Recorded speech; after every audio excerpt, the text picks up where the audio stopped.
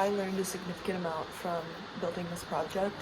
I think the biggest thing was trying to figure out how to structure my code so that it would run in a succinct manner.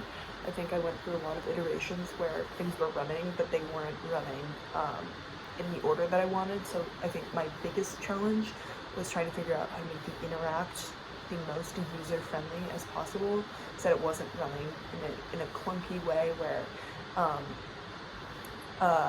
it was stringing all of my functions together in a way that made the most sense for a user who I was assuming didn't know anything about Python. So like, if it were somebody who wanted to know where the nearest coffee shops were, I wanted to make it as user-friendly as possible. I think my biggest successes were the implementation of all the different Google APIs. I know that we've used Google APIs before in class, but I think that the coolest thing I figured out how to do was call the photos by using the place ID to print out a photo of each coffee shop listed based on the user preferences and keywords and the reviews, and to print out the photo along with the details about each shop.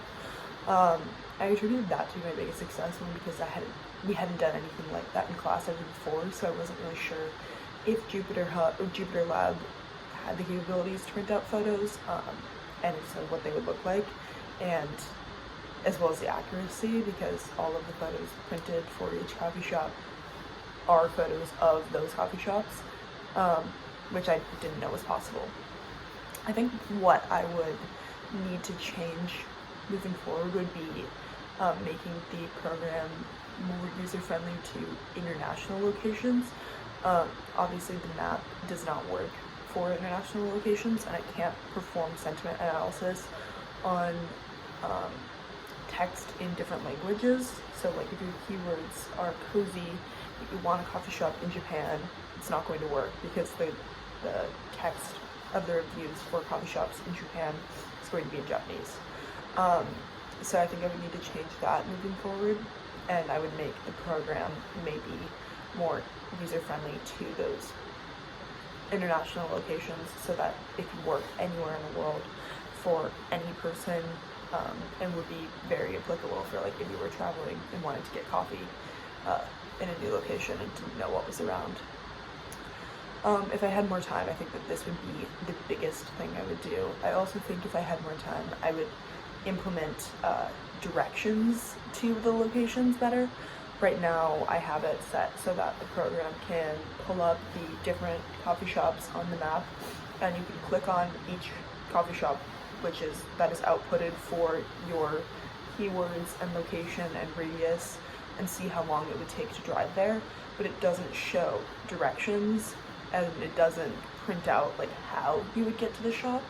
And so for that, you would still need to use some sort of like direction app. But I think that if I had more time to improve my program, I would implement full directions for each coffee shop outputted. I think the biggest thing I learned from this experience is that coding is a lot of trial and error. I went through so many iterations of my project and so many iterations in figuring out how to handle all of the different errors that may arise from every function, as well as how to get every single part of the code running, and to get the interact to function. I had to continually test the program over and over and over again, with adding each new thing that came. So the biggest thing I learned is that it takes a lot of patience, and you have to be committed to just chipping away at the different variations in your code over and over and over again, and addressing the errors as they rise. Yeah, I think that those are my biggest takeaways from the project.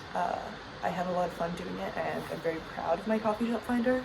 I think it's something that I would definitely use in my own life on a day-to-day basis, and I hope that anybody can take something away from this.